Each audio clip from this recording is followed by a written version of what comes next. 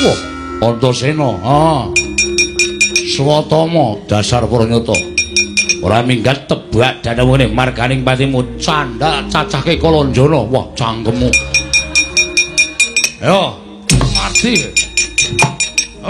Pecah dadamu. Wah.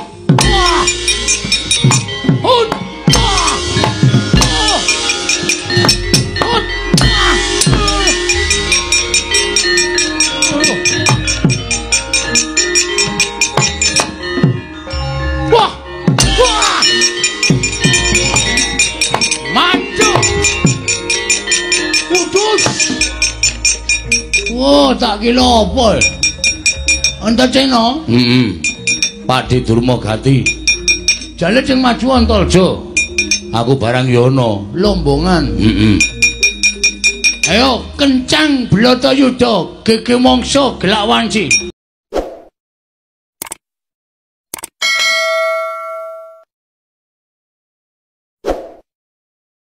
Masih wonten setunggal srana Bratayuda menika mboten saged lampah. Menapa syaratipun badhe kula lampahi? Menapa syaratipun badhe kula lampahi Kala Prabu? Syaratipun namung setunggal. Negari Ngastina menika sak petahipun kula aturi maringaken dhateng panguwasipun para Pandhawa. Paduka lereh keprabon tumuli dampar menika kalenggan dening Yai Prabu Darmakusuma.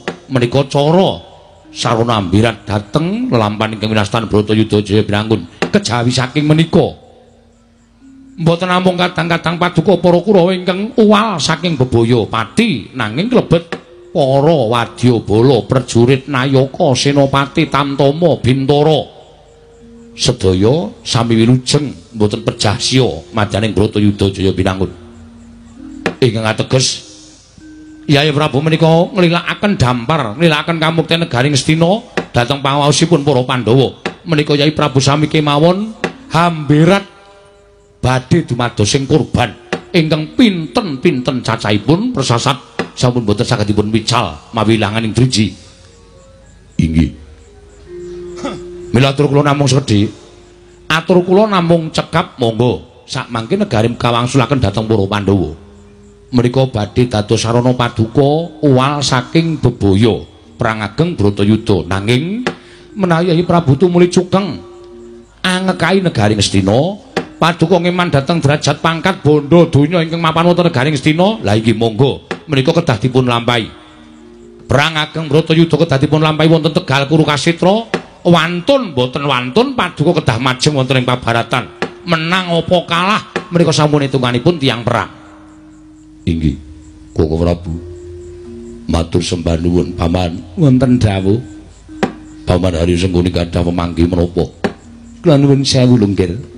Menawi paduka ndangu dhateng abdi kepatihan mestinipun paduka mboten perlu ajri badhe nglampahi perang ageng Bratayuda Jaya Binangun menika emut Lunggir pinten-pinten ewu nalindra ingkang sagah mbela dhateng paduka anak Prabu lan pinten-pinten para sesepuh senopati ingkang pranyata debya Surasekti kalintang jayaning perang ingkang sagah mbantu dhateng jengandika anak Prabu Ngastina kadosta Sang Mahatma Resi Wara Bisma, anak Prabu Karna ing Ngawangga, Kakang Penemban Durna. Kula nuwun sewu, menika pitataning jalma, unusaning para titah.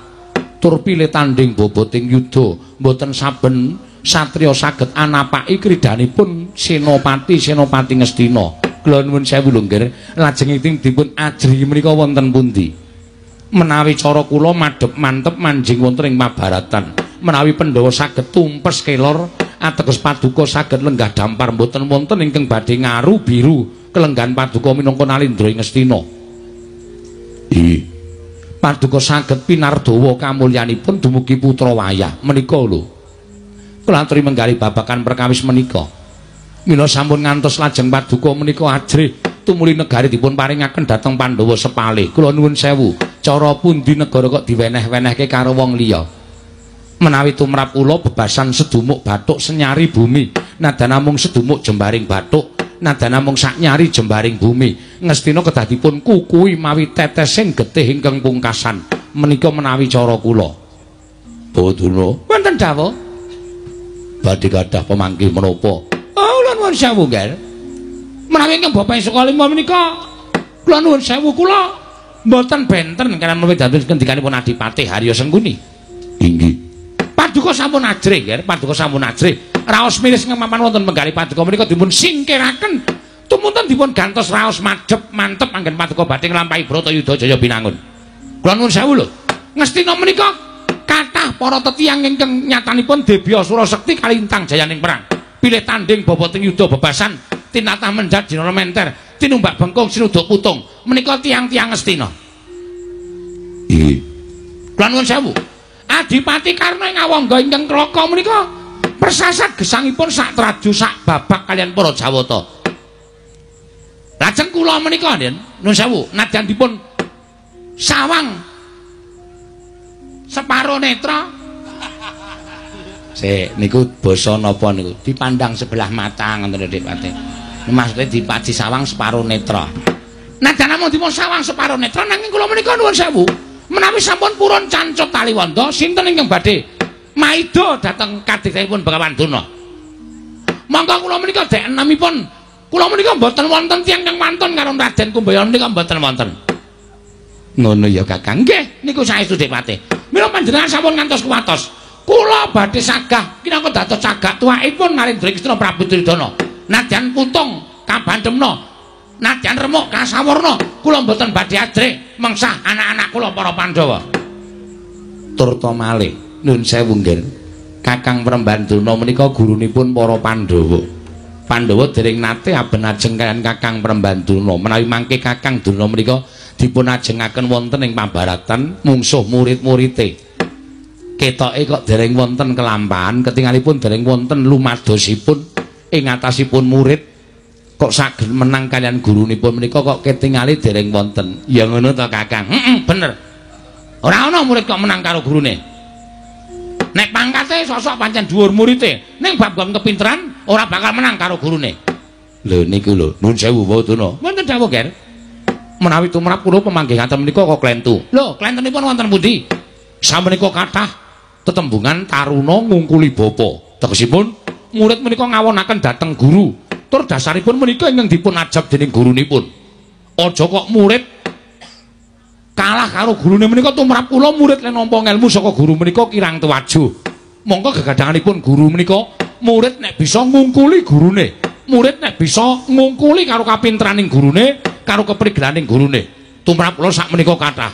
Mula tetembungan taruna ngungkulana bapa. Menika tumrap kula kathah. Menika rak pamulangan sanesipun Sukalima.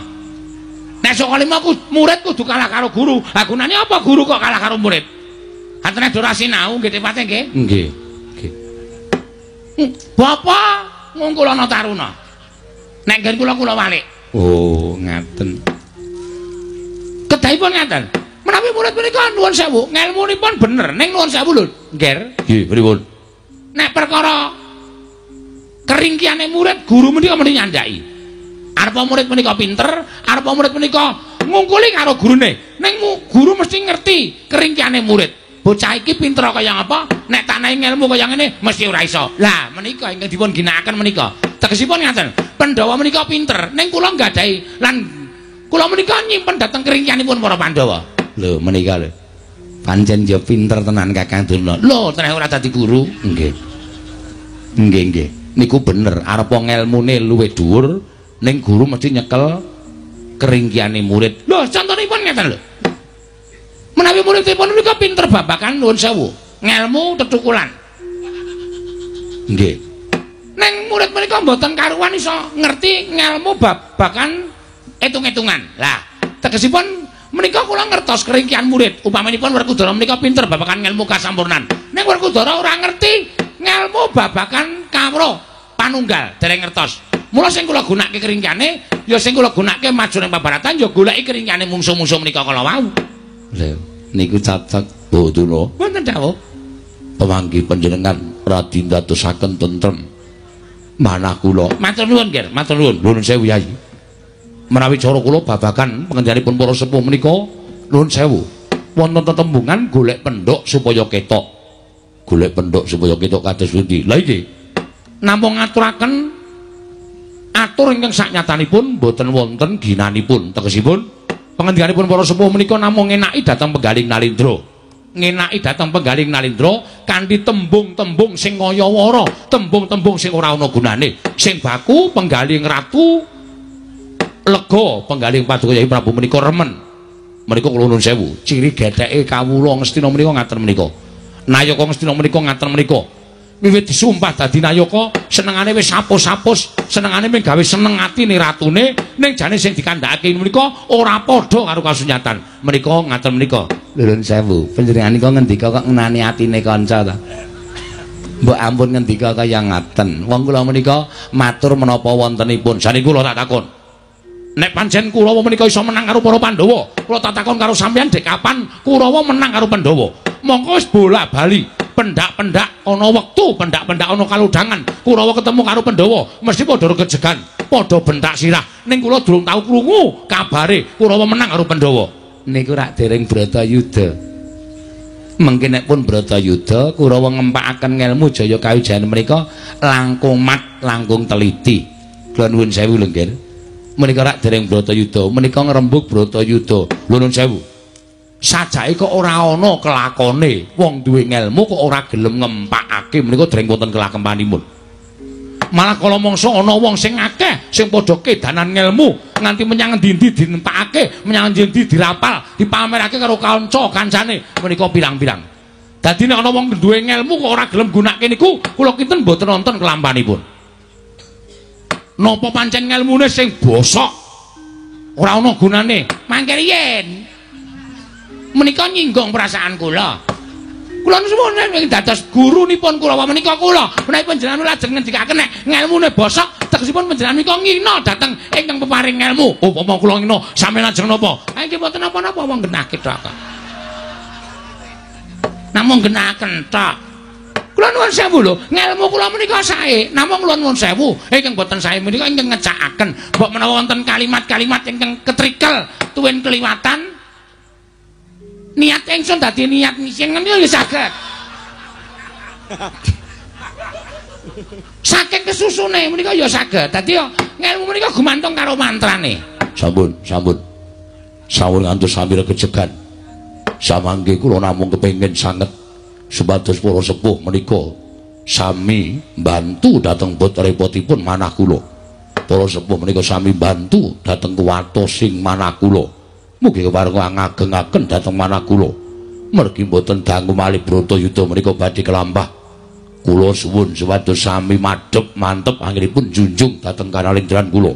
Sarta kinarya cagak tuwaking kanalindranipun ingkang putra pun Duryudana, Pamandarya Sengkuni, Prabu Baladewa. Miwah Bapa Durna, kula suwun kanthi sanget. Kula aturi madhep mantep.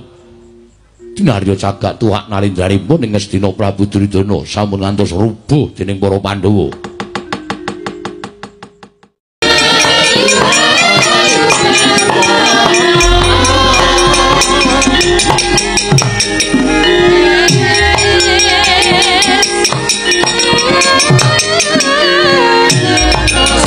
Dinten samangke wonten Jawata ingkang mandhap wonten ing negari Ngastina, Paman. Lai Paduka ngertos menika Jawata pawisipun sinten? Aduh nggih. Nyuwun pangapunten menika Iwang Pikula Narada ingkang pareng tedhak wonten ing negari Ngastina. Merkencong warudaya mbak pong buk bolong kali codhe sapa sing gawe? Duryudana.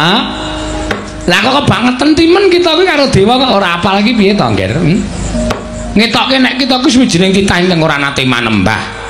Nyuwun mapunten Pukulun, mboten kok mboten apal namung kula kesupen. Wis apal ora apal karo pelali iki padha wae. Kula ngaturaken bekti kula kunjuk. Ya ulun tampa karya Bombong Tyas Ulun, pangestu ulun tampanana ya kula. Kula pundi nggo jimat dayanana ing kasantosan. Pukulun bekti kula kunjuk. Sengkuni ya ulun tampa. Pangestu ulun tampanana. Kula pundi nggo jimat paripin dayanana ing kasantosan. Pukulun sembah bekti kula kunjuk. Baladewa ulun tampa karya Bombong Tyas Ulun liwat pangestu ulun tampanana ya kula. Kula pundi nggo jimat dayanana ing kasantosan. Kula ngaturaken bekti kula kunjuk Pukulun. Ya Begawan Durna ulun tampa pangestu ulun tampanana. Kula pundi nggo jimat paripin dayanana ing kasantosan. Mugi kasekecakno anggen jenengan dika lenggah Pukulun. Wis ora kurang prayoga prapta ulun ana ing negara Ngastina. ulun wonten wigatos menapa panjenengan rawuh wonten negari Ngastina menapa badhe paring dawuh bilih Bratayuda cabar ing damel kosek aja nganti kita banjur paring dawuh ing kaya mangkono maca kelawan batin ulun sayekti apa kita ngendikake mau luput liripun kados pundi prapta ulun ana negara Ngastina iki malah dadi kosok balen Duryudana matedhakake kelawan dawuh iki Wang Pikulun Jatimurti yen to iki wis kaya nyaketi perang gedhe ing wirastan Bratayuda Jaya Binangun ya kuwi perang nyantosi ning Pandhawa lan Kurawa ingkang padha rebut negara Ngastina Pandhawa njaluk bali ning Ngastina kita ingkang ngukui negara Ngastina mula wis ora bakal bisa diselaki meneh yen to Bratayuda bakal kelakon mula aja nganti kita kaget besok apa Bratayuda bakal tumeka nanging ing wigati wit dina iki kita kudu tata-tata tegese tata-tata samapta ing gati sawigaing diri aja nganti kita mengko bingung merga dewa tumuli netepake dina Bratayuda Jaya Binangun ngoten pukulun ya wis aja kita duwe rasa was lan sumelang aja kita duwe rasa miris nanging lakonana kodrating Jawata iki kanthi tawajuh kanthi cara mengkono apa ingkang kita lakoni mau sayekti netepi marang kewajiban Alendra Ngastina ingkang kudu napaki Bratayuda Jaya Binangun matur sembah nuwun Dene Paduka Purun sampun paring keterangan babagan Bratayuda menika mangke badhe saya nyaketi titiwahyaning mangsa kalanipun ya pancen kaya mengkono lajeng ingkang salajengipun Paduka paring dawuh menapa sayektine mboyaana ya ming kuwi ulun rawuh ana ing negara Ngastina mung matedhake timbalaning Sang Hyang Jagat Grinata ya Sang Hyang Manikmaya supaya jeneng kita samapta ing gati sawigaing diri sabab mengko bakal ana tandha-tandha Bratayuda bakal kawiwitan ya kuwi para Pandhawa utusan duta pengawakaning para Pandhawa ingkang rambah kaping 3 mala kita kudu prayitna etungen mengko yen ana duta saka negara Ngastina sepisan kaping pindho lah ingkang kaping 3 mau wis katandha wiwitan Bratayuda Jaya Binangun ora bakal bisa diberat maneh nger kula Kurupati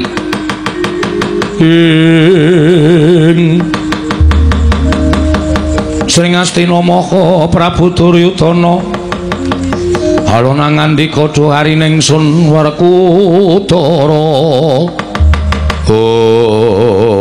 matur sembah nuwun tanpa pepindhan tumunten kula cumadung dawuh ingkang salajengipun wis ulun cuming ngatedhake kang kaya mengkono kuwi mula ya kulup sarti ati-ati duga-duga digawa sing prayitna nggon kita ngitung dutaning para Pandhawa ingkang rambah kaping 3 wondene ana duta Pandhawa ingkang kaping 3 dadi titikan yen to kuwi kawiwitan Bratayuda Jaya Binangun padha kepenakna nggene padha bawa rasa Andrawina jroning dadi negara Ngastina ulun kondur makayangan ya nger muga-muga apa kang dadi dawuh ulun iki dadi mbok bundele ana ing penggalih kita aja nganti kita kleru nggone ngitung tumampaking perang gedhe Bratayuda Jaya Binangun niki wis saged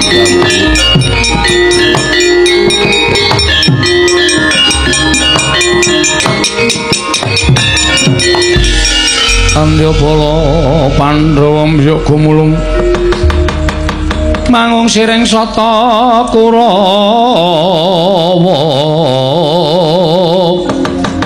kambaung gesrugati temerut layut sagung praratu pun boten wonten crana malih pun boten wonten cara sing kudu dilakoni tan wurunga Pandhawa lan Kurawa badhe majeng wonten ing Mabaratan Bratayuda Hyang Pikulun Naroda sampun paring dawuh menawi wonten tandha-tandha duta pengawaning Pandhawa ingkang rambah kaping 3 ingkang pungkasan inggih menika katandha wiwiting Bratayuda Jaya Binangun dewa ora ngerti rasaning menungso dewa ora iso batin karo adine Duryudana rawuh ning jagat ming gegasah karo pikire Duryudana ngerti kaya ngono gunane apa dewa dadak ketayalan tekan jagat ming arep menehi kabar Bratayuda ora bakal bisa diselaki Bratayuda kudu kelakon bawan wonten dawuh nggih pripun kahanan kaya ngenten iki kula kudu pripun kula aturi paring dawuh. Aduh nyawa-nyawa jimat kula kedah kados pundi? Nyatanipun sampun dipun tetepaken dening para Jawata malah sampun paring dawuh badhe wonten tandha-tandha dumados sing perang ageng Bratayuda. Boten kados pundi? Nuwun sewu nggih, saenipun inggih kedah dipun lampahi kok nggih. Badhe menapa malih badhe kados pundi malih nyatanipun dewanipun sampun dumugi wonten ing jagat. Lan sampun paring dawuh bilih Bratayuda badhe kawiwitan katandha wonten duta tigang perkawis. Menawi cara kula sampun ngantos dipun getuni, kedah dipun lampahi. Nek ming padha ngucap dilakoni wae iso. Ning kula niki sing duwe sedulur 100 cacahe. Kurawa niku sanak kadang kula dhewe niku getih kula. Nek kanthi padha tekaning pati ana ing perang ageng Bratayuda Jaya Binangun. Sapa sing kelangan? Kula sing kelangan, kula sing rumangsa. Kelangan sedulur, kelangan derajat lan kelangan pangkat. Nek ming padha iso muni dilakoni bayi wingi sore iso ngucap. Kula njaluk iku pertikel, ora njaluk sampeyan kudu mung mili kaya ilining banyu. Nuwun sewu.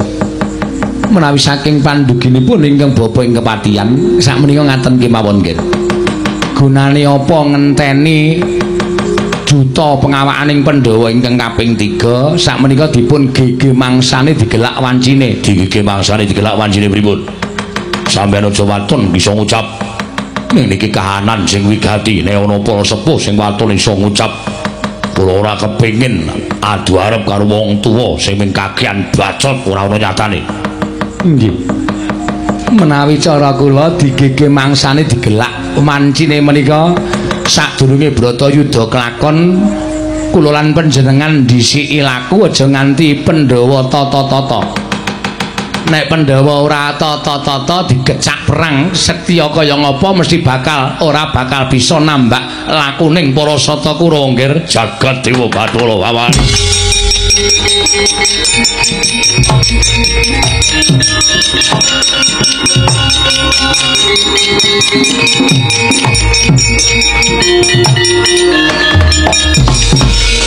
Niku sing kula karepke.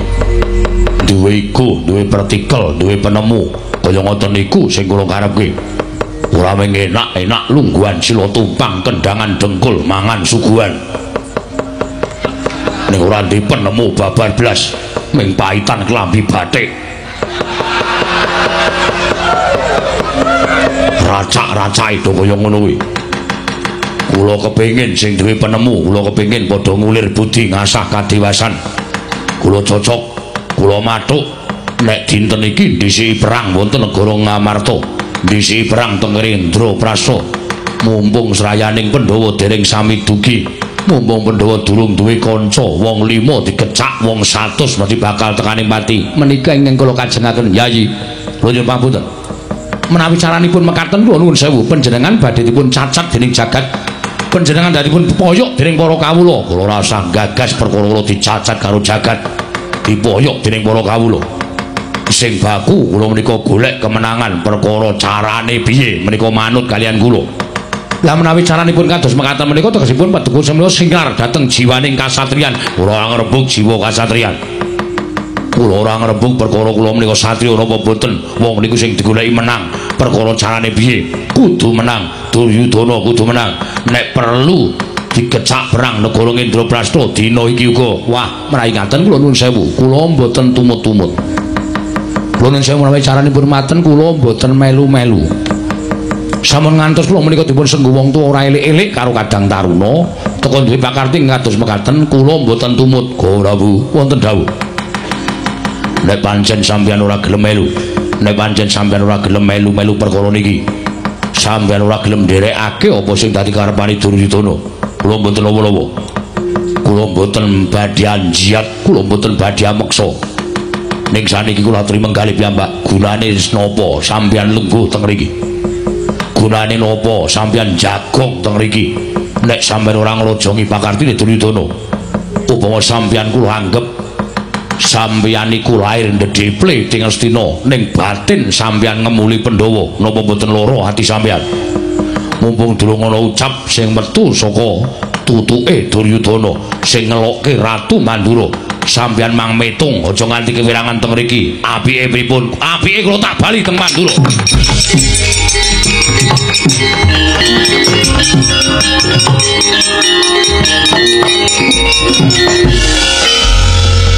Pundura. Wonten dawuh, Ger. Sampeyan mini sepuh. Nggih, nggih. Kira-kira kono ana kula ndek penemu gepuk perang teng negara Indraprasta cocok napa mboten? Cocok ora, Kakang? Cocok. Niki lahir batin lho. Lahir batin Dek Pati sampeyan ning kampun bebeda kula to. Niku wae ajeng kula aturke ning kedisian sampeyan. Oh, ngoten. Nggih. Kula duwe iga penemu tinimbangane kedisian luwung disiki nek cara kula ngoten. Oh, nggih. Nek ngoten sampeyan sagu dadi senopati. Nek perkara niku mengke riyen. Sagu mboten.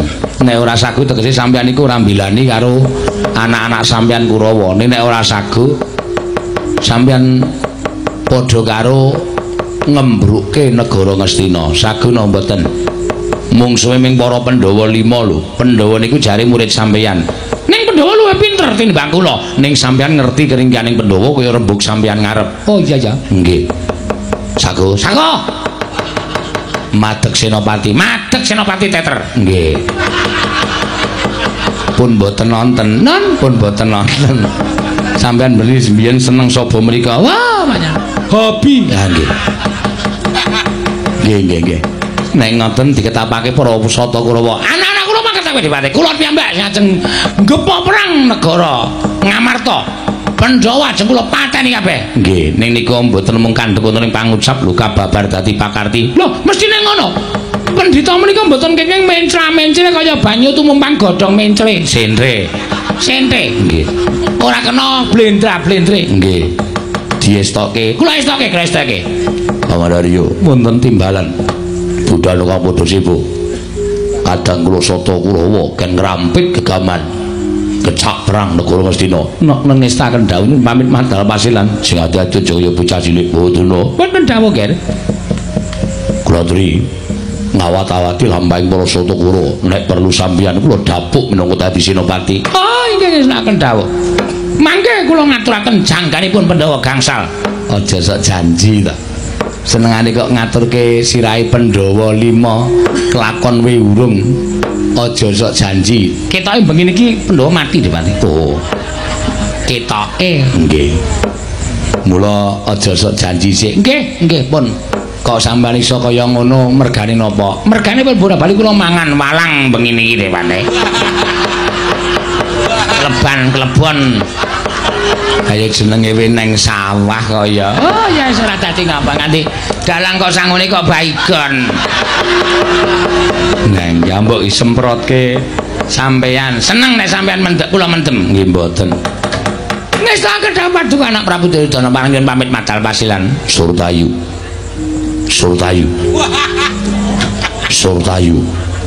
Kadangipun Kakang Dimas Surtayu. Mbok coba jawilen wong ora tau melu sowan kok sowan. Sar nuwun wonten dawuh. Wah, kaget kula. Oh, panjen bocah ora. Prandhek punole dandan ora kaya-kaya wae. Ming ngarep turu. Kekeselan lemu dadi Den Mas Brata apa piye? Mboten merman. Engko dadi ngono kok njur keturun. Nggih.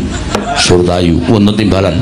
Budhanu kampodo sibeng sun kundur ngedatun. Non paramatal pasilan sing ati-ati aja kaya bocah. Oh. Lho. Iki kaya Kakang Antarja. Ya Dimas. Lah iki malah adikku lanang Wisanggeni karo Antasena. Iya, Kang. Oh, Kang aku bareng karo Wisanggeni.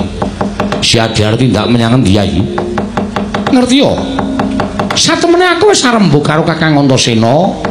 Gandeng aku karo Kakang Antasena kuwi suwijining putra Pandhawa. Ingkang beda karo putra-putra liyane. Tegese beda piye? Kakang Antarja prisa dhewe. Aku kuwi ora iso ndodhok, aku ora iso tata krama, aku ora ngerti unggah-ungguh. Mongko dina samengko sumebar warata. Wis sumebar yen to Bratayuda wis nyaketi. Iya, pancen kepara nyata. Lah, aku karo Kakang Antasena kuwi duwe penemu. Yen ora ngabekti karo Punden Pandhawa srana nyelamakake uripe awake dhewe. Kanggo kamenanganing para Pandhawa sesuk kapan meneh awake dhewe bisa mikul dhuwur mendem jero karo wong tuwa, ya wong tuane awake dhewe para Pandhawa, Kang. Mula aku arep sanggon iki janjane arep sowan negara Ngamarta. Arep matur karo Punden Pandhawa nek entuk awar wisanggene arep madheg Senopati sesuk mangsane Bratayuda. Upama ta ora aku arep nyadong timbalaning Kanjeng Prabu Darmakusuma. Kewajibane arep wisanggene kuwi entuk kewajiban apa ngono lho Kang Dimas. Kowe tak kandhani yen jatine Antarja ya kaya mengkono budal saka ing jangkar bumi. Pamit karo Kanjeng Hyang Anantaboga lan Kanjeng Ibu Nagagini niatipun Kakang uga bakal sowan marang negara Ngamarta. Ingkang wigati mung bakal nyadong dawuh timbaning para Pandhawa. Kewajibane Antarja iki sesuk apa lan aku diwenehi pakaryan apa marang para Pandhawa yen wis dumadi perang Bratayuda Jaya Binangun. Wala dalah. Yen ngono padha bareng sak lakune awake dhewe Kang wis aja nganti katon meneh yo.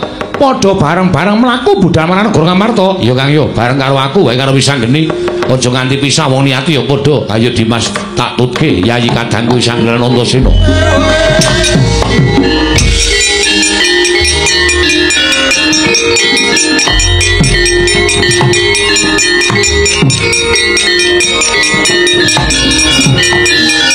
Pinututi lamun katututan lamun masa prawira diktaya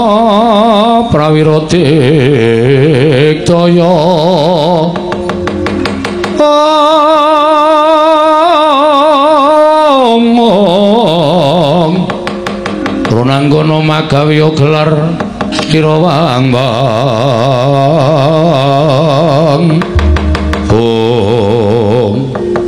ora pangling iki Antarja Kanjeng Surtayu ingkang merpeki dhateng lampahipun ingkang putrapun Antarja. Lampahipun para sata Kurawa dampyak-dampyak sajaipun angem wigatos. Menawi dipun marangaken kula badhe nyuwun mriksa. Kanjeng badhe tedhak dhateng pundi lan wigatosipun menapa? Antarja wonten timbalan. Bingung penggaling Kanjeng Prabu Duryudana ngelingi babakan Bratayuda. Mula aja nganti gawe ora kepenake penggaling Kanjeng Prabu dina samengko pasewakan negara Ngastina. Wis netepake yen to Kurawa kadhawan nanggepuk perang negara Ngamarta. Ora usah dadak ngenteni sasmitaning dewa besok kapan Bratayuda bakal diwiwiti, dina iki dikenceng. Yen pancen Kurawa sing tekaning pati, Pandhawa uga kemenangan, nang yen Pandhawa tekaning pati, Kurawa ingkang uga kemenangan, nggih Antarja. Jaja montap lir kinetap duka yayasinipe netra kocak ngundarandir. Yen pancen kaya ngono kepasang yugya katuju nginu Kanjeng Siwa Surtayu. Lho, lha kok dadi kowe malah terus jumen ngadeg nang ngarepe Surtayu. Malah kadhak ucapmu tanpa tata krama. Antarja sowan marang negara Ngamarta wigatine mung kepengin nyuwun kadhapuk dadi Senopati. Manglurah satru murka para sata Kurawa. Mula gandeng saiki Kurawa wis bloko karo Antarja bakal ngecak perang negara Ngamarta nggih mangsa nglak wanci Bratayuda. Aku ingkang bakal ndapuk awakmu dhewe dadi Senopati ning wong Ngamarta. Ayo. Patenana Senopati Ngamarta Raden Antarja. Ora keduga mateni Senopati Ngamarta Raden Antarja aja kakon tak babati gamanmu kowe sata Kurawa. Walah dalah. Ngempe loro nggih Ki Pati Sumuk nyawamu idam terbelo parat. Antarja, ana baran kowe bayi wingi sore. Kepengin tinjung akhirat nyawamu marang jajal lho. Awakmu Surtayu maju jangkah untake nyawamu marang kayanganing Bathara Yama. Siwa Surtayu.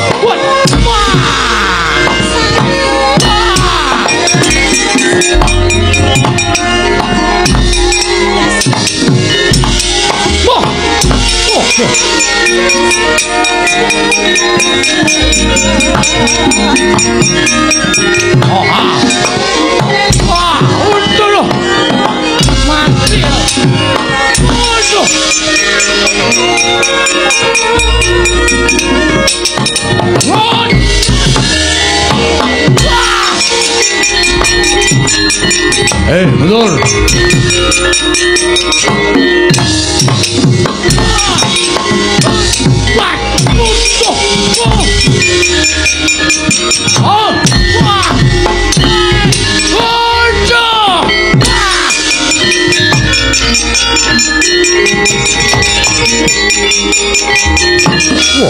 Antasena, Swatama dasar Pranyata. Ora minggat tebak dadawene marganing patimu candhak cacahke Kalanjana. Wah, cangkemmu. Ayo, mati. Pecah dadamu.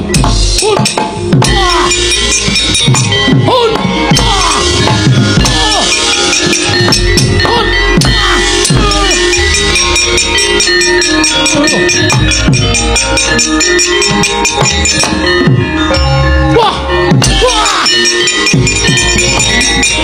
maju, kudus. Wah, tak kira apa? Antasena? Padi Durmagati. Jale sing maju Antarja. Aku barang yono, lombongan. Ayo kencang Bratayuda, gege mangsa gelak wanci. Ngalahke Antasena Antarja iso ketemu karo para Pandhawa. Ora iso ngalahke Antarja karo Antasena. Ana wong tuwa tak jantur ndase. Waduh. Ngeli apa? Ngeli. Ngeli apa? Ngeli. Medeni lho, ngeri, ngeli. Sing dadi nyatane Pakde. Matek dening aku Dibana. Hoi, modal. Hop, modal. Pecah dadamu, semplak jajan. Kejape ora penyakit. Ayo nggawa Wadyabala. Oh, anu, wis gawa. Pusaka. Ah, nek omong dipikir. Kantuk ta kowe?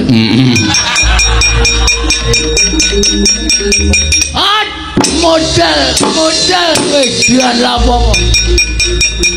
Glaji ndasmu Dibana. Modal.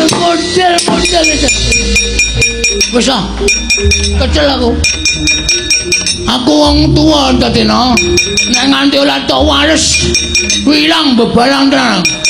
Ayo gage, waresen aku. Woi.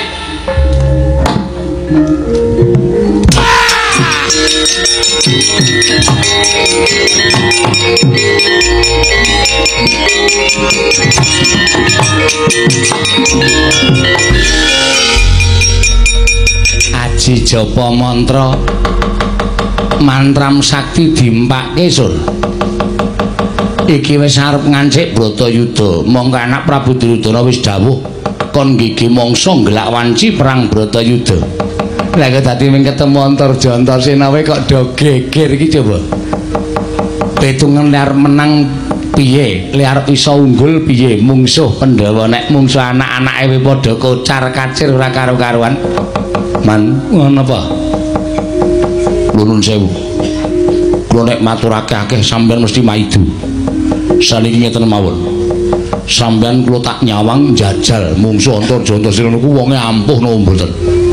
Sampeyan ngerti, kula kali Kartoparma niku pengareping prajurit. Niku mawon ora menang karo Antarja karo Antasena. Pun saniki mboten sah maju ngenceng Bratayuda nggih mangsa gelak wanci nyepetke Bratayuda mboten sah. Ning saniki apike Kurawa diklumpukke nekake kiai do ngaku dosa man sadurunge tekaning pati. Iki omong apa ta kowe iki? Kok malah kon do ngaku dosa? Do nyuwun ngapura sebab kula kinten bincang Bratayuda Kurawa mesti mudhar kabeh. Nyatane musuh anak-anak Pandhawa do kalah.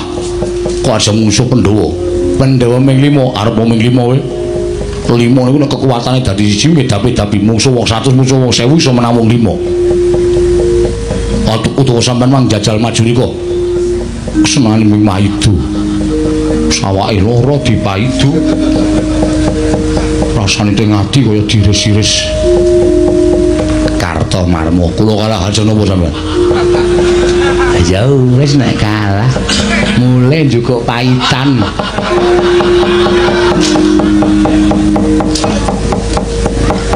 Satama nggih man bapakmu pendhita ampuh kok kowe kalah karo Antasena apa bener bapak kula ampuh terus kula melu ampuh niku mboten dereng karuan wonten sing bapakne lurah anake ora dadi lurah ya ono ana sing bapakne menteri anake ora dadi menteri ya ono terus bapak kula pendhita ampuh terus kula melu ampuh dereng kantenan kok dipadhake mah wong urip niku dhewe-dhewe gedhe pancen gedhe padha karo wong tuane ning nasibe dhewe-dhewe nyatane kula kalah kok sampeyan aja ngomong werna-werna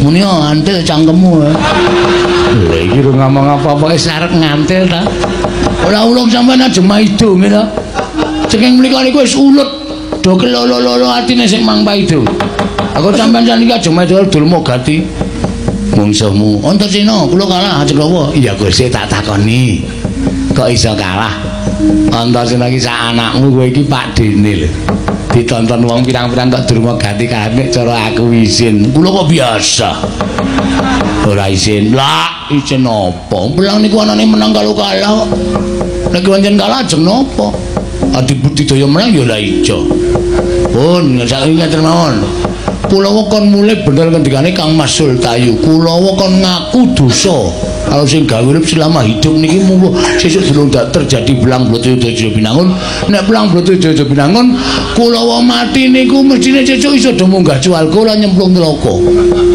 ewa dene nyemplung neraka sampeyan tok mawon ampun nejak Kulawa sampeyan dadi inti ping neraka wangun ora omongan karo kowe sapa sing durung maju lho biasane iki bengoke bantruk iki mung makngu Sin maju ora kuluan rene sik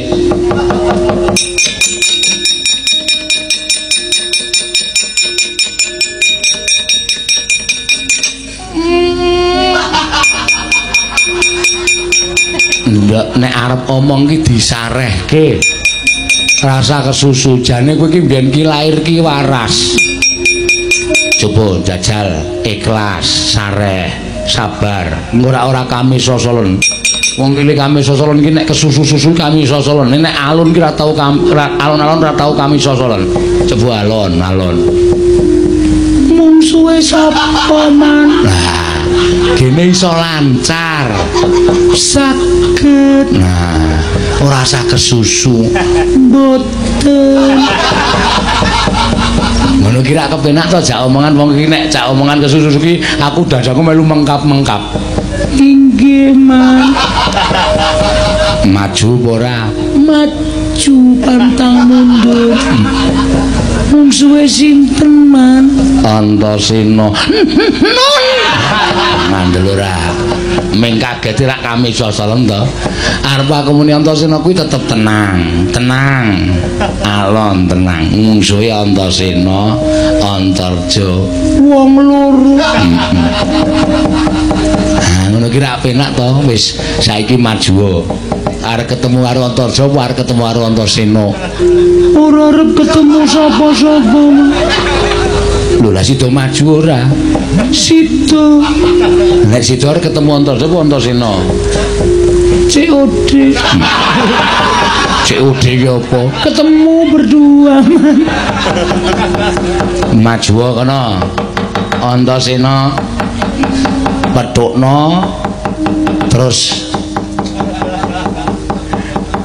diantemi bondo tangane krincung sikile alus rasa kesusu sendika ngestokaken dawuh mangkat inggih paman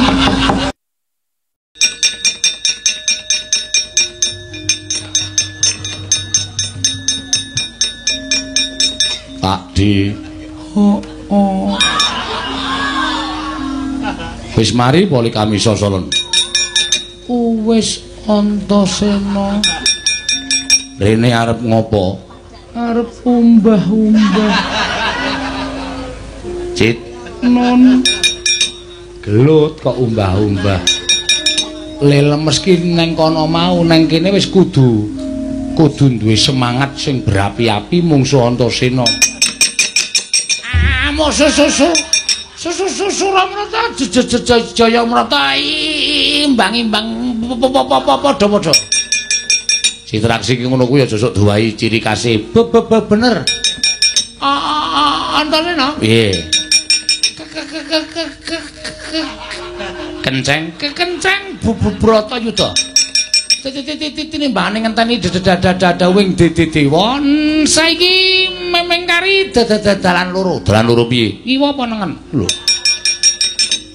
Dalan loro sing mati Kurawa apa Pandhawa? Nek sing mati Kurawa, Pandhawa ngukup negara Ngastina. Nek sing mati Pandhawa, Kurawa ngukup negara Ngastina. Ngono wae.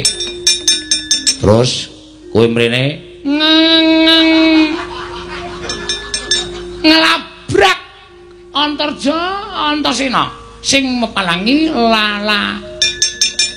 lakine anu lakune para sesosata Kurawa. Wani apa karaku sing tak medeni apamu? Ayo, kowe apa aku sing tekani pati? Wah, kelakon tinju Mbiraloka. Lho. Tinju Mbiraloka mati jeneng aku ya. Alon-alon ya, Patik. Oh.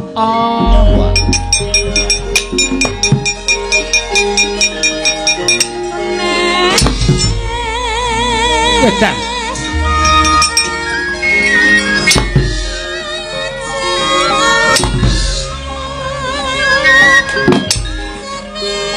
Kok diwalik iki?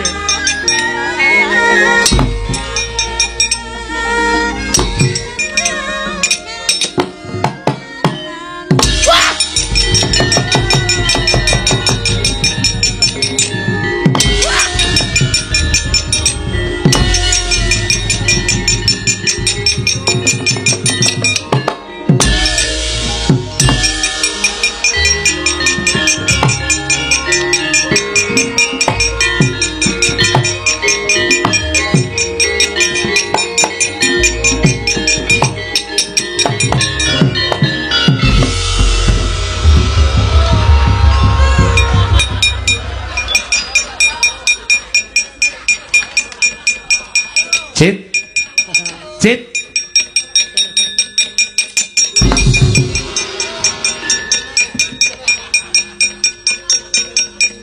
Edan.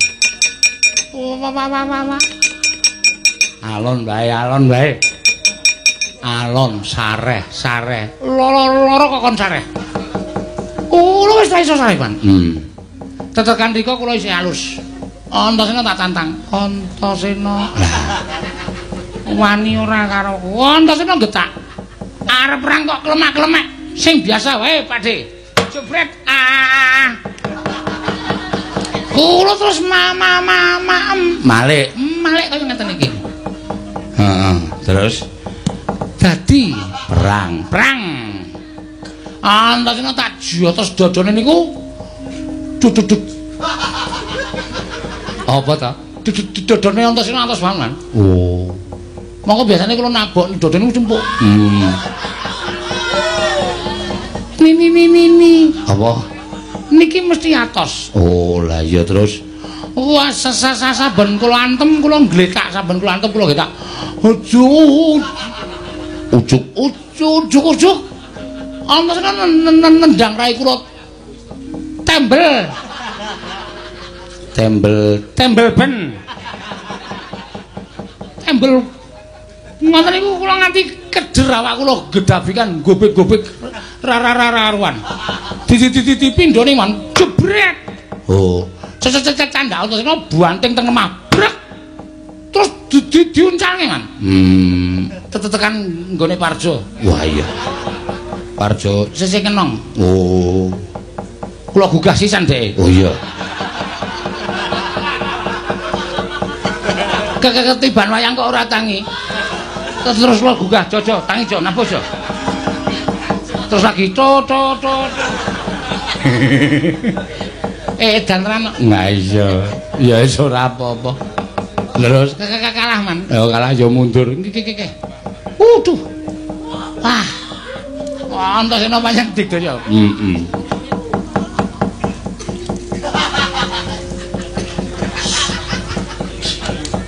Wis Dodit nek wis mlebu ra metu meneh. Non. Nek wis mlebu ra metu meneh. Sampeyan iku edan lho. Mlebu niku mung kepengin metu kok malah.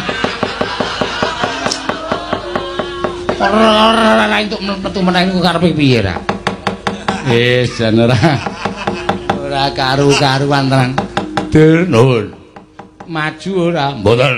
Lho kok terus terang pun mboten ajeng maju. Ndelok tatune Surtayu niku, wah, wedi kula. Ndelok tatune Kartomarma kula ya gila. Swatama tatune ya kaya ngoten kula ya gila. Kula mboten tatu mawon, pun tak mundur mawon. Mungsuhe ming anak-anakmu, anakne ora medeni. Lha wong tuwa ora tau menang karo Antasena, ora tau menang karo Antarja, ora tau menang karo Gatotkaca, ora tau menang karo Sanjaki, ora tau menang karo Atrima mundur. Ben ambangane maju remuk. Ya ta. Kowe ora isin lho. Wah, mboten isin niku nggone teng pundi. Pun sekecake kula tak mundur. Lah iki Kurawa arep perang ning Ngamarta piye kok Kurawa wis bubar sar-saran ora karo-karoan. Ajeng perang ya ngono, ora ya sakarepmu. Oh, wis ora gagas Kurawa ning kokean plening. Kokean acara ning ra tau iso kelakon. Kono pateni yo gruduk tekan dalan mandeg. Ayo nyerang kono diblengket negarane ratune dibondo gruduk-gruduk. Wis pesen konsumsi barang. Mandek dalan ora kelakon. Niku wis bola-bali ngoten niku. Golek dalan liyane mawon, Mas. Ya.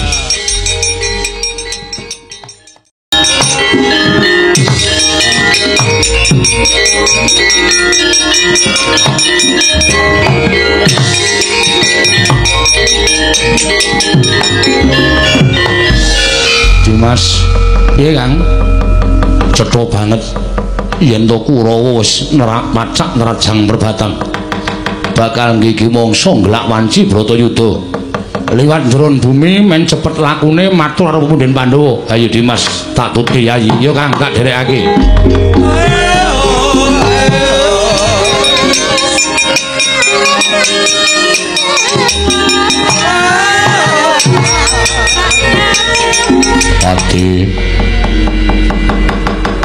Pate Cundaka Dewa wonten dawuh Gusti kula Prabu Nagayaksa lan wadyabala kabeh negara ing Guwa Penatas mugemi marang Nawala ingkang wis ndak tampa saka Sinuwun Prabu Duryudana. Yen to aku kinen sakbiyantu marang panjenengane nggone bakal napaki perang gedhe Bratayuda Jaya Binangun. Mula aku njaluk penemumu wadhe kepiye munggo konku bakal nyaguhi lan orane apa kang dadi ngendikaning Nata Ngastina. Sinuwun. Miturut abdi ingkang kepatihan pun Cundaka Dewa.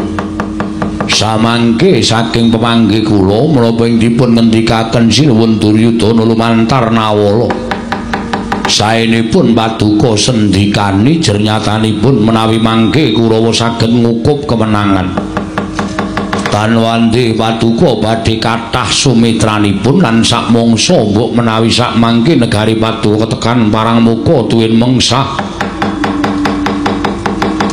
Prabu Duryudana sakurawanipun tartemtu uga badhe paring bebantu dhateng paduka Sang Nata Prabu Nagayaksa. Ladal ya. Yen pancen kaya mengkono, aku mengkari manut apa ingkang dadi karepmu te. Ya ming jroning Nawala. ditulis dening Prabu Duryudana aku ora dikeparengake tedhak ana ing negara Ngastina nanging supaya nyaket negara Ngamarta disiki ngepuk perang negara Ngamarta ora susah ngenteni Bratayuda Toga wonten dawuh milung siap juragan piye munggo penemumu babagan perkara iki wah nek kula ya ora mathuk kula ya ora cocok ya nek sing apik niku ngenteni perang gedhe Bratayuda dumadi nek panjenengan ajeng bantu kalih Prabu Duryudana niku kula nggih mathuk monggo-monggo mawon nek panjenengan terus nuruti menapa didhawuhake Prabu Duryudana kinen jujuk teng negara Ngamarta nggih mangsa ngelak wanci perang gedhe kejaba siji panjenengan menika nerak pacak nerajang wewaring dewa angka loro nuwun sewu sawijining nalindra ngepak perang negari sanes menika kudu wani mbuang layang penantang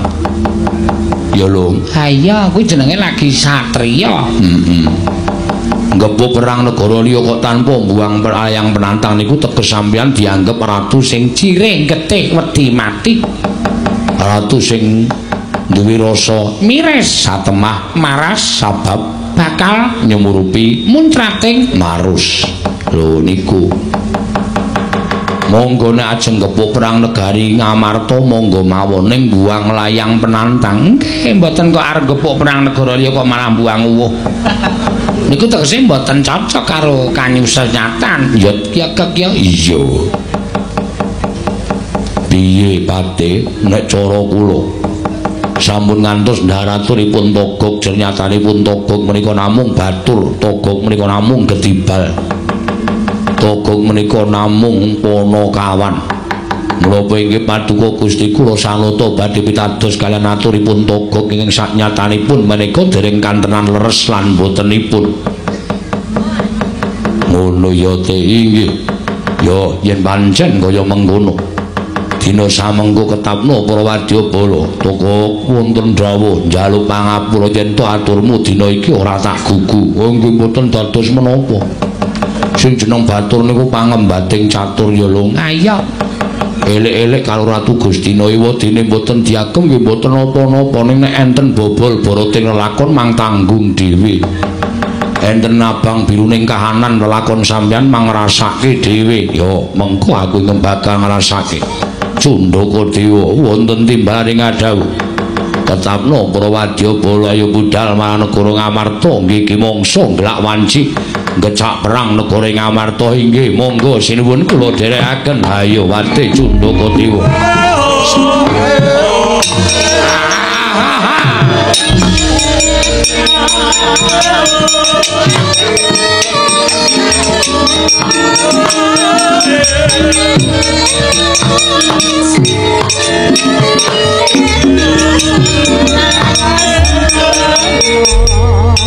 kok le tindak kepet-kepet pancen bilung iku ora ngajar wong cethuk dijaluki minyak kok dikai minyak panas wah dadah kok wonten dawuh kaya lungguh ning anglo lah mengke nek pun soklat rak mateng wah jan ora iki nek ora sapa tegek sing kei minyak kudu tanggung jawab lho ngedemke ayo digelak lakune Pratek Bateng negara Ngamarta kok mumpung tesih panas awe kula dherekake ya kowe lah dalah setan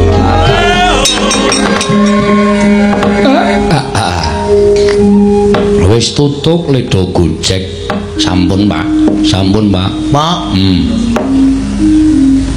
napa-napa niku sak madya iya mboten perlu kekathan mboten perlu kesidhiken nek kokean niku wong mangan niku urane 2 piring kok mangan 5 piring ya mesti muntah-muntah dadi gojek ya sak madya ora perlu kokean nek kira-kira cukup ya wis bagus aku seneng kowe duwe penemu sing kaya ngono kuwi napa mawon niku nek kekathahane sta bakale ora apik. Iya. Lah niki terus ajeng merembug menapa, Pak? Kowe karo aku lho nderekke ndaramu Pandhawa wis puluhan taun. Nganti dina iki aku wis entuk sasmita yen ndaramu Pandhawa bakal nyabrang perang gedhe ingkang winastan Bratayuda Jaya Binangun. Mula ora aneh nek akeh para putra, para punggawa Tamtama Senopati ngepadha rawuh ning negara Ngamarta niate mung kepengin ngatonake dharma bektine supaya tinuding dening para Pandhawa madheg Senopati apan kuwi ingkang dadi gegadanganing para satriya. Lah terus kaya awake dhewe iki minangka dadi Panakawan. Awak dhewe iki minangka dadi batur. Monggo Pandhawa arep nglakoni perang ya kuwi Bratayuda. Nek miturut aku iki kowe karo aku ya ora kena padha menak-penakan. Ora kena padha sak kepenake dhewe ning bantu Ndara Pandhawa anut kabisane awake dhewe. Yen awake dhewe iki batur ya mbantu piye supaya prajurit iki ora kekurangan sandang utawa pangan, ora kekurangan unjukan butuhake unjukan sarta daharan kowe karo aku ya wajib nyawisake. Mula sing jeneng menungsa kuwi gegayuhane mung manut karo kabisan, manut karo ngukur karo derajate dhewe-dhewe. Nek derajate kaya kowe karo aku ya wis apa anane bantu ya sak gaduking kabisane awake dhewe aja duwe kepinginan sing di luar. Tenan ora omongan kedawan ki terus kok kata-katane kentekane terus ming sak jabaning kabisane awake dhewe karepku ngono kuwi to Le. Miat langen ning kalanggiman agar pandan moncar tinon ler kekonang surung sorot tetan padang kasoran pacaring purnaming gegono dasari mongso katiga. Petro ngapa? Jane kula niku duwe impen. Impenmu apa? Impen kula mboten perkara kula menika turu terus nglakoni impen mboten. Sing kula aturke impen niku gegayuhan, Pak. Gegayuhan sing piye? Gandeng pendak-pendak bapak prisa piyambak nek kula niku arep ming Panakawan ning kula duwe keprigelan olah kridane ngaprang. Wis mula-wali kula menika ketemu karo Kurawa, kula ngakoni perang karo para Sata Kurawa, nyatane Petruk tekan semriki ya slamet ya urip. Tegese Petruk niku ora ketang sithik duwe keprigelan ing babakan ulah kridane ngaprang. Lah terus kula kok duwe gegayuhan, Pak. Gegayuhanmu apa? Kula kok kepengin matur ngersani karo Punden Pandhawa. Kula kok kepengin sak ora-orane didadekke prajurit, sak ora-orane didadekke manggalaning prajurit, utawa kula malah luwih diparingi pangkat. Syukur bae nek Petruk niku iso ngukur karo ketrimaning urip. Kula pengin dadi senopati ngaturke kelabuh bektine awak kula dhateng punden-punden kula para Pandhawa, Pak. Mari koten prayitna semuriris. Semuriris eko balik titiyane Gandayani. Petruk. Lagi mingkem lho leh ku omong. Wong ki ngukur karo derajate, ngukur karo kabisane. Lah wong kowe iki ming batur, kowe iki ming Panakawan ya bener, kowe iki tau tate Bantayuda perang karo Kurawa.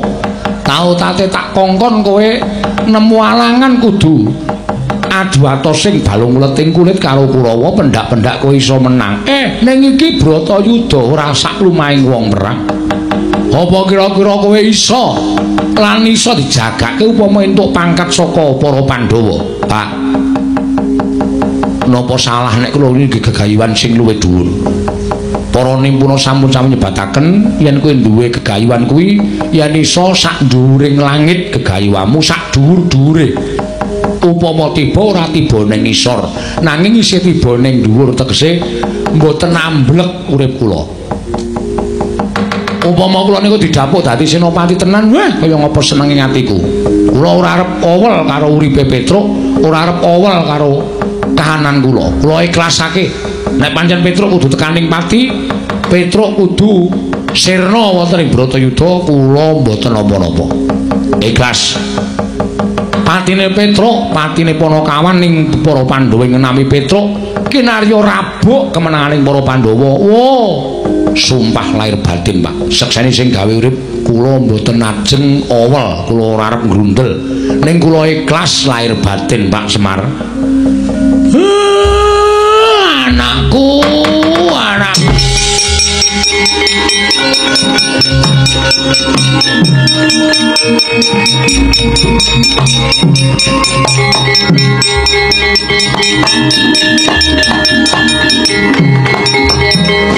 Ya, bapakmu mengestoni ning sing seneng wong perang kuwi kudu duwe daya kekuatan.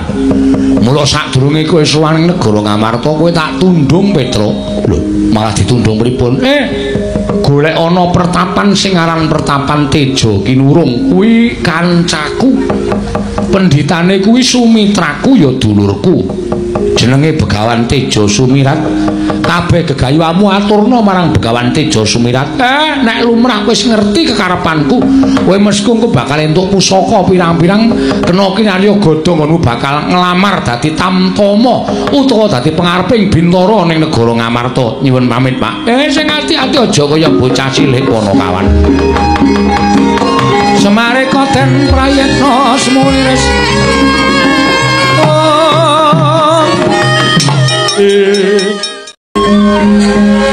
Oh, Mas Tunama Sidam sekaring bawana langgeng.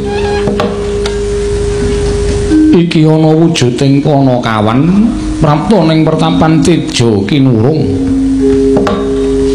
Iki sapa? Nyuwun pangapunten Mremban. Sewu kalapatan Diagung Pangaksami, kula namung maos wonten ing gepura ingkang mapan wonten ing sakjawining pertapan. Wonten seratan Jawi Kina ingkang tulisanipun Pertapan Teja Kinurung. Mila tumunten kula lajeng sowan Paduka Penemban menapa kepara saestu panjenengan menika ingkang peparab Begawan Teja Sumirat. Iya.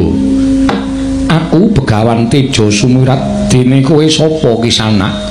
Nyuwun pangapunten sowan kula dipun utus dening bapak kula. Lho, bapakmu sapa? Bapak kula naminipun Semar Badranaya. Ngendikanipun gadah rencang pandhita wonten ing Pertapan Teja Kinurung. Peparabipun Begawan Teja Sumirat. Kula putranipun Bapak Semar, nami kula Petruk Penemban. Ilah dalah jagat Dewa Bathara. Kakang Semar, ora lali aku kelawan kabecianing Kakang Nayantaka ingkang wis mataun-taun srawung lawan aku Petruk. Ya senadyan arang-arang ketemu nanging tansah ngerti marang kahananing ruwang kuwi becik-becike wong ning jagat. Nggih. Matur sembah nuwun panjenengan sampun prisa. Ya.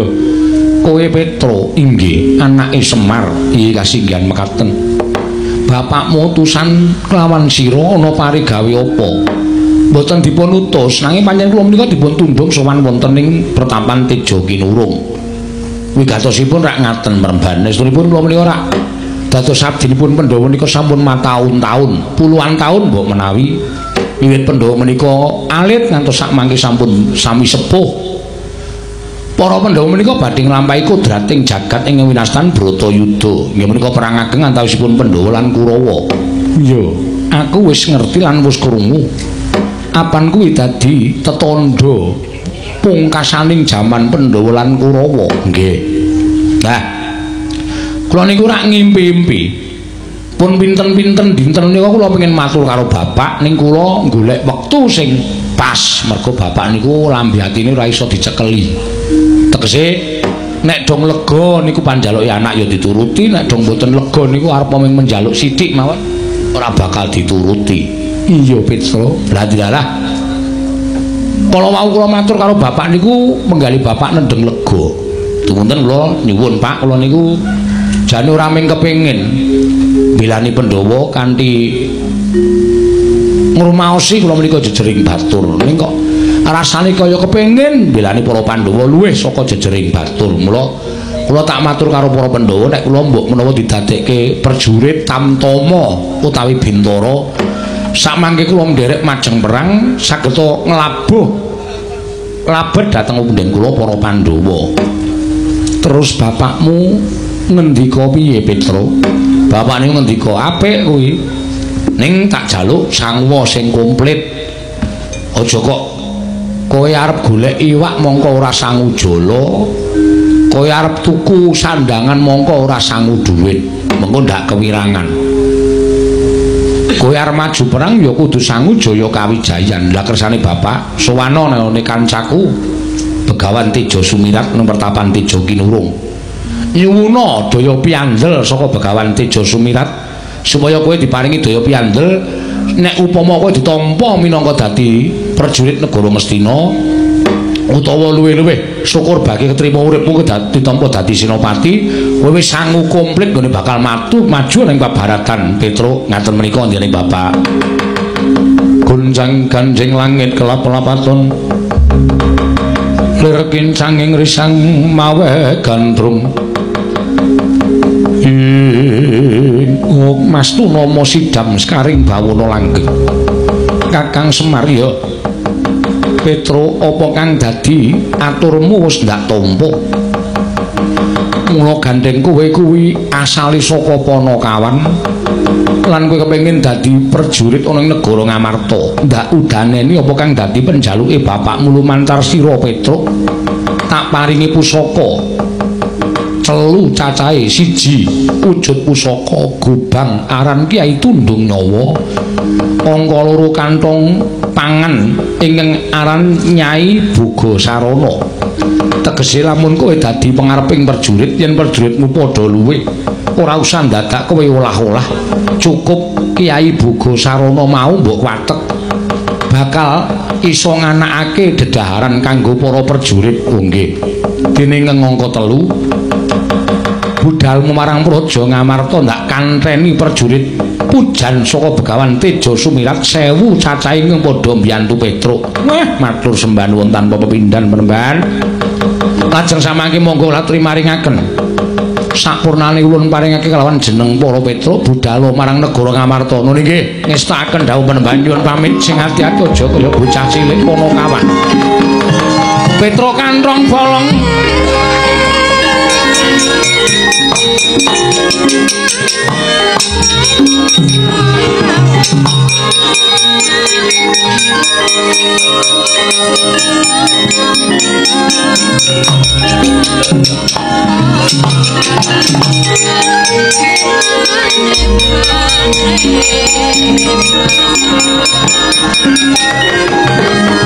lantip panggrayatan Kyai Semar Badranaya cetha supe karo kahananku ora lali marang kananing Begawan Teja Sumirat ya tak bali marang asal mula bukane gandeng wis bisa nyangoni pusaka kelawan Panakawan Petruk bali marang asal mula bukaku lan bali marang asal kahananku.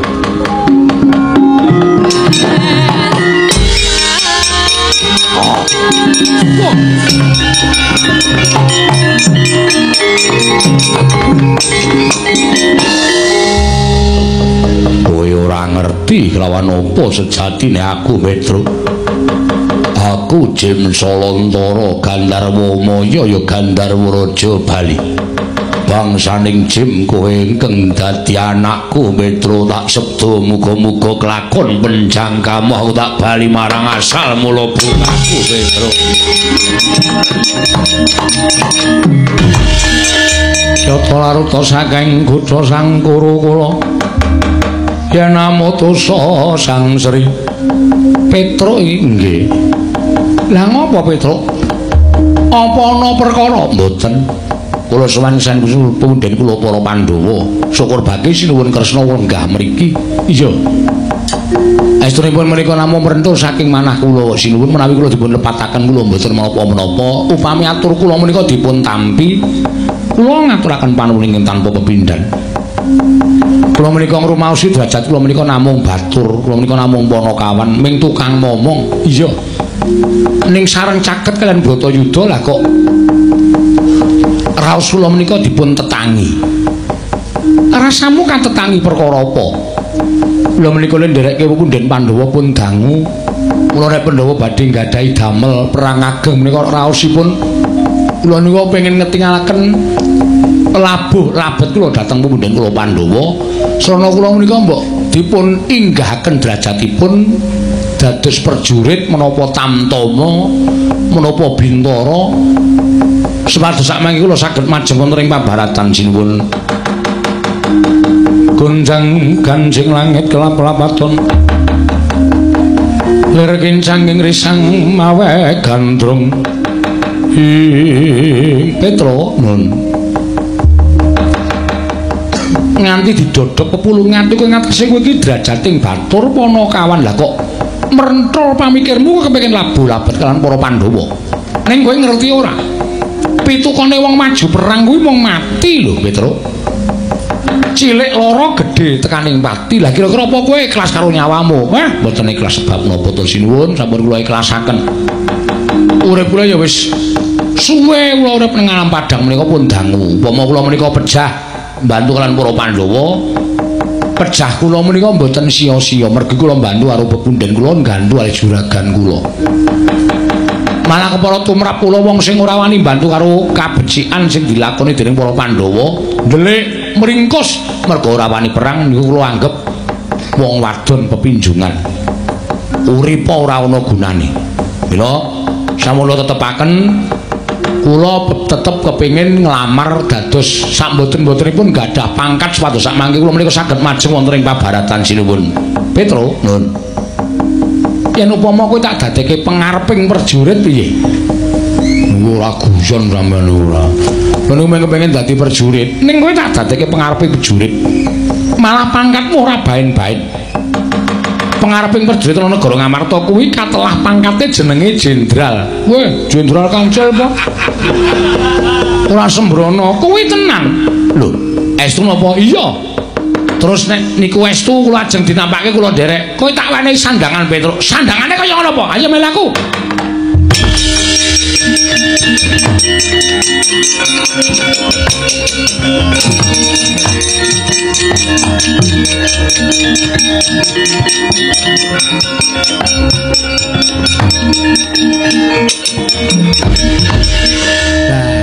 Piye? Niki sampeyan niku mboten guyon to sinuwun ora.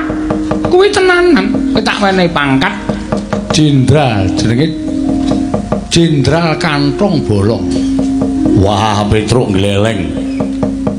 Jenderal lele. Lek dengkul mlocot kowe yo lali aku. Sinuwun Mandura ya nek kele ora. Wis ya, kowe dadi pangareping prajurit. Aranmu Jenderal Kantong Bolong. Nggih, matur sembah nuwun. Kula ingkang sowan sinuwun.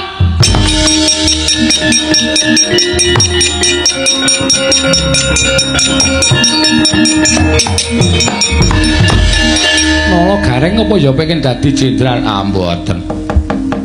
Pun kula tak isah-isah mawon teng mburi. Malah ngrekoso dadi prajurit ketembak malah modyan. Eneng apa nolo gareng? Wah, kula wau jagi wonten tepis wiring negari Ngamarta. Mboten kanthi kanyono-nyono. Jebul wonten satunggiling Nalendra Yaksa ingkang ngamuk punggung Suratamtaha Nirbaya Nirwikara. Saking negari nggawa penatas namunipun Prabu Naga Yaksa ingkang nguwuh-uwuh anggecak perang negari Ngamarta miwiti Bratayuda utusanipun Prabu Duryudana. Wah, wedak mutar.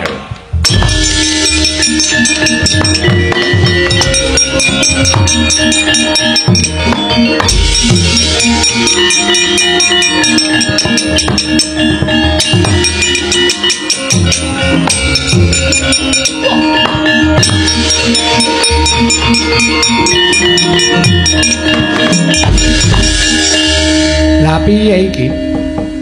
Wong lagi diwisuda, lagi wae rampung dadi pengareping prajurit. Ana kahanan geger kaya ngene kok malah merem lho. Lho, sinten niki? Petro ngono kok. Wah, gleleng bocah nek ketrima uripe. Truk. Tangi. Lho, garing. Basa karo kureng. Basa apa basa? Jenderal lho. Jenderal dekok wae. Aneh-aneh ora. Iya, iki wis suda dadi jenderal pangareping para kawula. Ha nek pancen nyata kowe dadi jenderal nyeramake uripmu marang kemenanganing para Pandhawa ana kraman kok micek iki jenderal apa kuwi? Kraman apa rek? Ah, buta ngamuk. Weh, ladal.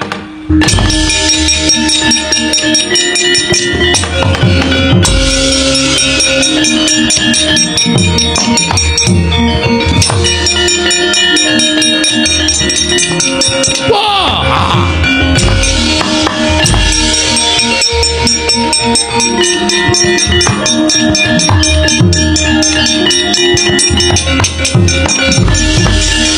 Sopo Warakudara wis sapa? Narendra guwa penatas Prabu Nagayaksa.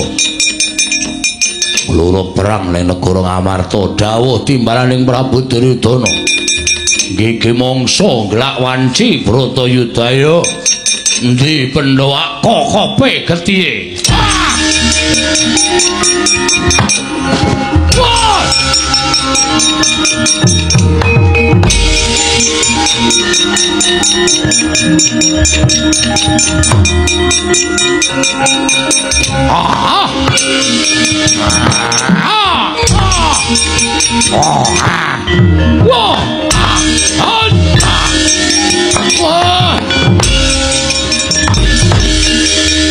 Ayo amuk Suramarata Jayamarata wong bagus sapa? Raden Janaka wis apa Nagayaksa utusaning Prabu Duryudana sumitraning Ratu Ngastina bedah Ngamarta ngukup kemenangan Prabu Duryudana.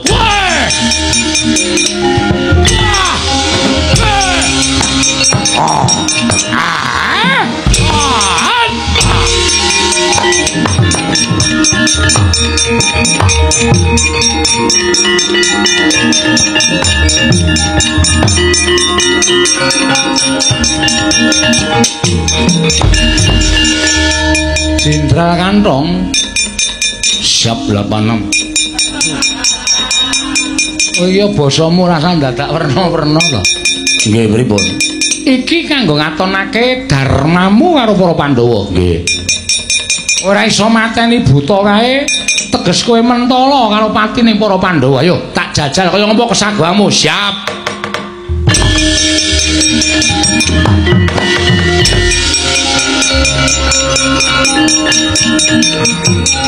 Wah!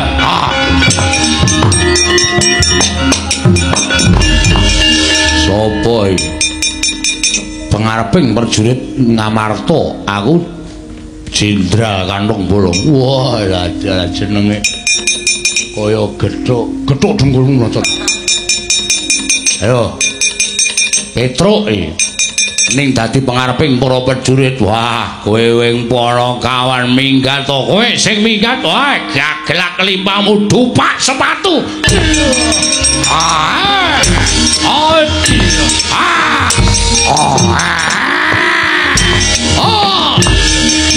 Ayo.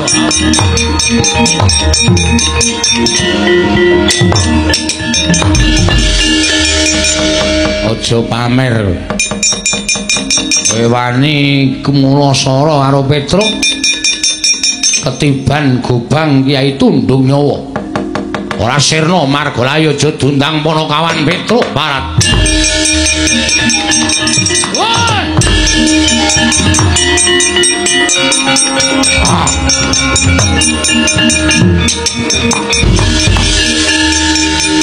Gumregah penggaling Lurah Petruk Kantong Bolong sing wis pinaringan pangkat dening Nata Ndrawati nalika semanten Prabu Nagayaksa den gulung dening Pilura Petruk parandening mangke saged kinipataken wani Petruk nyaut Gobang Tundung Nyawa den sabetaken mestakaning Prabu Nagayaksa parandening mangke Prabu Nagayaksa saged nyaut jangganing Jenderal Kantong Bolong temah babar jatining wujud bali marang asal mula bukanira Prabu Nagayaksa sirna Margalayu.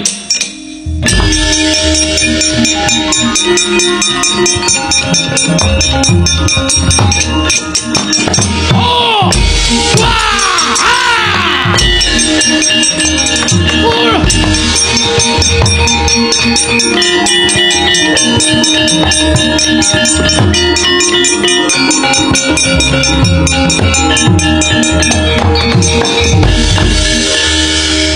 mempel nyandangi kula ming sulapan to.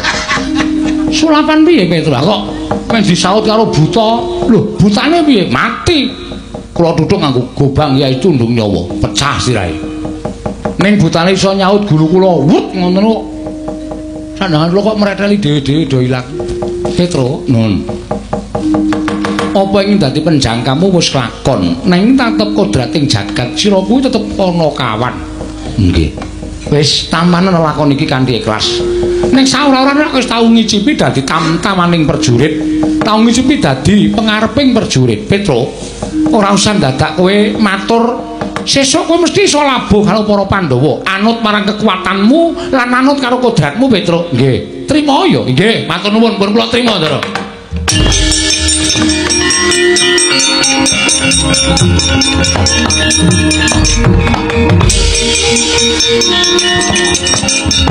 Woi.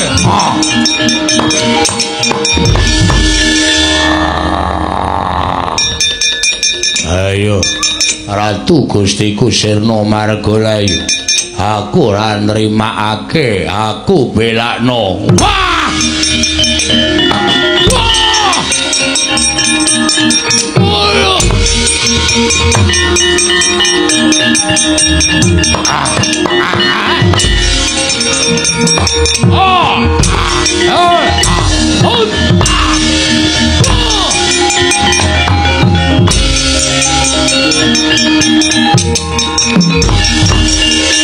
Dewate pripun?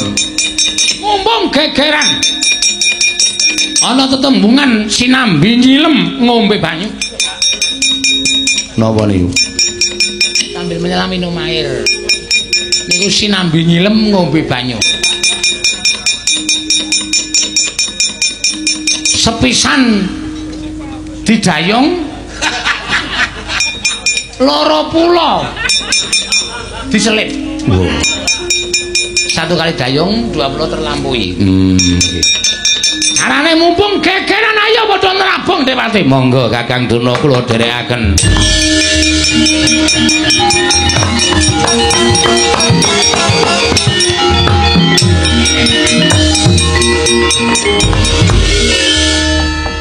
Napa-napa niku iso digayuh. Waton madhep mantep ning ya niku kudu sinartan kabisan anut karo gegayuhan sing digayuh. Upamane dadi lurah ya kudu ngerti carane mranata desa.